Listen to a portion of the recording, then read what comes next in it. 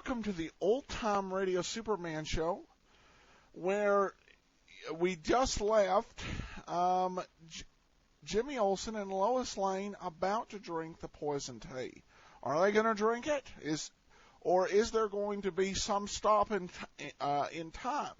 Before we get into that, though, I want to encourage you to check out our site, Laser and Sword Magazine, lasersword.adamsweb.us, where you can check out modern-day serial fiction for the 21st century reader, and we post 3 separate series once a week. So please check out lasersword.adamsweb.us. You can also purchase full stories from our store at lulu.com/lasersword. But let's go ahead and get into tonight's episode, The Dragon's Teeth, Part 3. Presenting the transcription feature, Superman! Up in the sky! Look! It's a bird! It's a plane! It's Superman! And now, Superman, strange visitor from the planet Krypton, who has come to Earth with powers and abilities far beyond those of mortal men. Superman, who can leap tall buildings at a single bound, race a speeding bullet to its target, and who fights a never-ending battle against crime and oppression, disguised as Clark Kent, mild-mannered reporter for a great metropolitan newspaper. The mystery surrounding the Dragon's Teeth, 10 pieces of precious Chinese jade that hold the secret of everlasting life, is deepening. As our story continues today, Lois Lane, star girl reporter of the Daily Planet, and young Jimmy Olsen are seated in the Chinatown apartment of Dr. Chi Wan, Oriental scholar and art collector. They are about to drink some of the Chinese tea that only 10 minutes before poisoned Perry White, editor of the Daily Planet. But neither Lois nor Jimmy are aware that death lurks in the cups Chi Wan is preparing for them. Listen. Sugar, Miss Lane? 2, please. 3 for me. Ah, you have a sweet tooth, young man. Your cup, Miss Lane. Thank you.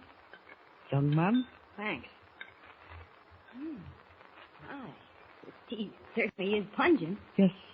It is a special blend of choice leaves. I feel certain you will enjoy it thoroughly. I'm sure I will. Well, bottoms up, Jimmy. Don't drink that tea. It's Superman. Put those cups down. Both of you. Now, Dr. Wan, you have a little explaining to do. I do not understand. Who are you? How did you burst through window like some giant bird? He's Superman. He can fly through the air and break a stone wall with his fists. I can't believe it. Who is this man?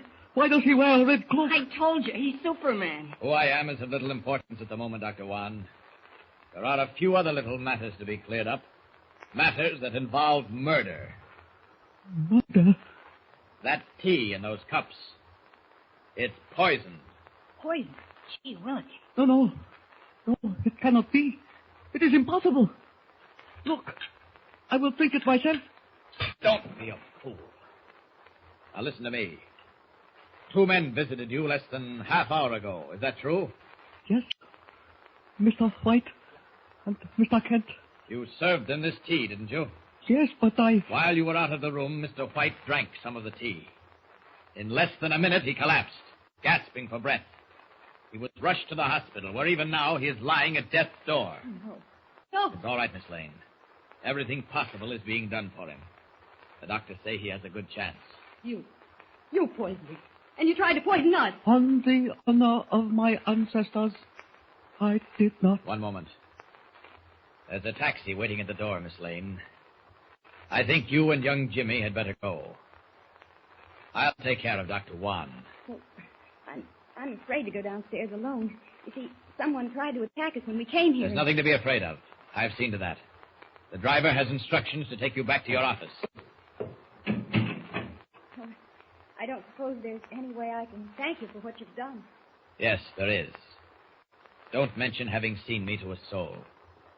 The work I do can only be accomplished if I remain a legend. You have my promise. Goodbye. So long, Superman. Gee. So long, Jimmy. And now, Dr. You Wan... must believe me. I did not know the tea was poisoned. My enemies are like the sands of the desert. It was they who... Just a moment. Where are the dragon's teeth? You know about them? Yes. Where are they? I have them here, in this velvet case. There are 9 of them, gathered from the 4 corners of the earth. And each of these pieces of jade is engraved with a symbol representing a rare herb found only in the mountains of western China. Yes, but how did you know? Never mind that. These herbs, when combined and ground into a powder, are said to make the human body free of disease. Yes, but one must have all 10 herbs, and the 10th dragon's tooth is owned by another. Walter Huffman, a dealer in jewels. I am amazed. Amazed. Tell me who you are. How do you know all that you have repeated to me? I come from another planet, Dr. Wan, the planet Krypton, long since shattered into a million glowing fragments. Here on Earth, I am known as Superman because of the strange powers I possess. The powers of strength, power of speed, but above all, the power to resist disease. Look, this tea is impregnated with deadly poison. No, do not drink it. I assure you it will have no ill effect on me. There. You see? I am witnessing a miracle. No, Dr. Wan. Merely a strange twist of fate that brought me to Earth. But enough of that. I believe you when you tell me you did not poison the tea. I would have no reason. Exactly. But others might have a reason. To get possession of the 9 dragon's teeth.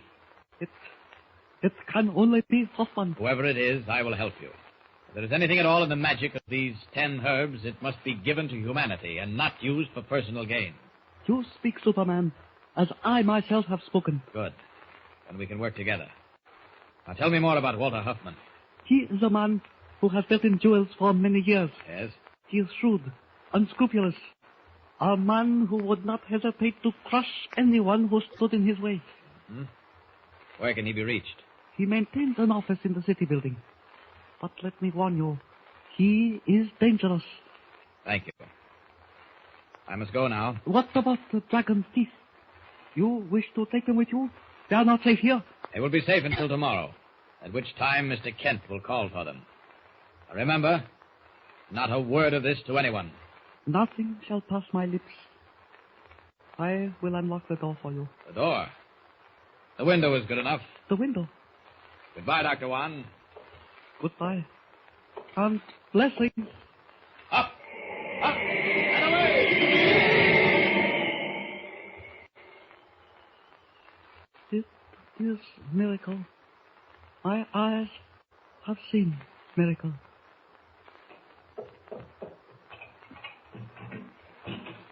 Bo! Don't bother calling your servant, Dr. Wan. He can't hear you. He's gone. Who is there? Step back and I will come out of the darkness. Hoffman. Yes, my friend. You don't seem pleased to see me. How did you enter? Who let you in? Sao, your little Chinese boy.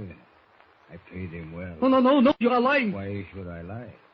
It was also Sao who poisoned the tea you failed to drink. However, I did not come to discuss my message with you. You know what I want. No, I do not have them. They have been taken That away. velvet box in your hand. Don't try to hide it behind your back. Give it to me. No, never. You heard what I said. Give it to me. No, help! Shut up, you fool.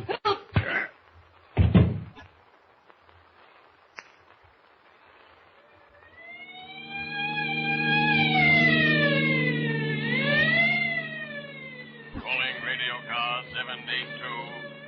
Radio Car 782. Departmental Order 4953. Report to number 44 Boyer Street. Homicide. I will repeat. Calling Radio Car 782. Radio Car...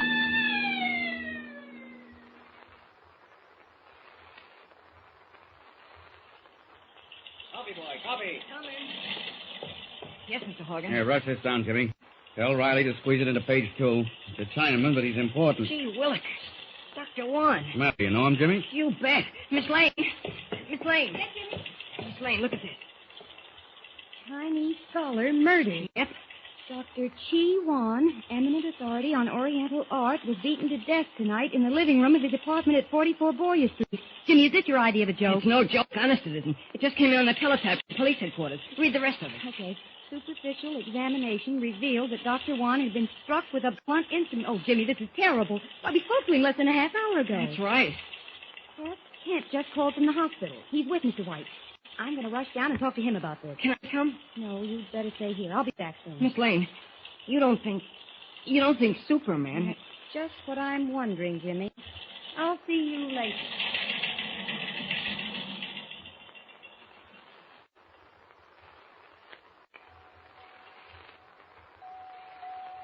Dr. Marston wanted in surgery. Dr. Marston wanted in surgery. Well, Mr. White's fine, Lois. Too bad you can't see him, but visiting hours are over. Well, that's not what I rushed down here for. Here, read this. Why? Great Scott.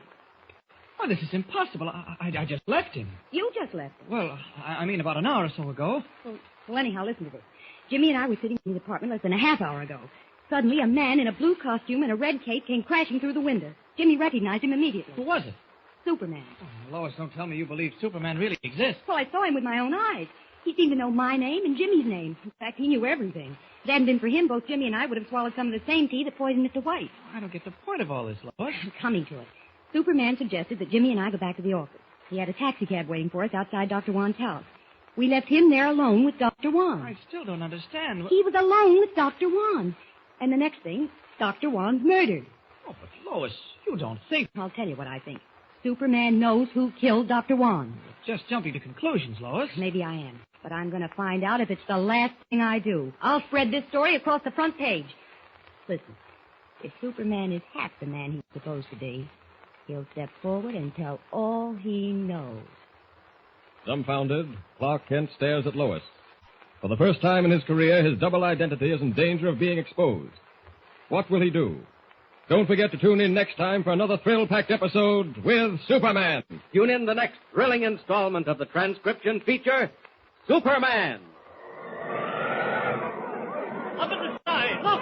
It's a bird! It's a plane! It's Superman! Superman is a copyrighted feature appearing in Action Comics magazine. And welcome back. You gotta say, this is probably this episode was the most open that Superman came out, because usually there's some type of puerile ruse to actually, oh, look, wow, that was amazing, it was just a cloud. No, you were hallucinating. But now Lois Lane's got the information that Superman is out there, and we're left, you're left with this amazing situation where Dr. Wong said, here, you take it. He goes, no, Mr. Kent will call for it tomorrow. Well, why is that? Because it's a plot point. Oh. I mean, really, there was no other reason for Superman not to take that other than the advancement of the plot and have this exciting story unfold. So what's this guy going to do now that he's got all 10 dragons' teeth? And how is Superman going to preserve his secret identity? Perhaps stop coming out in the open and yelling, stop. Might be a start. But we'll find out what he's going to do next time in The Dragon's Teeth Part 4. I encourage you, if you enjoy this podcast, cast your vote at podcastalley.com. For now, though, this is your host, Adam Graham, signing off.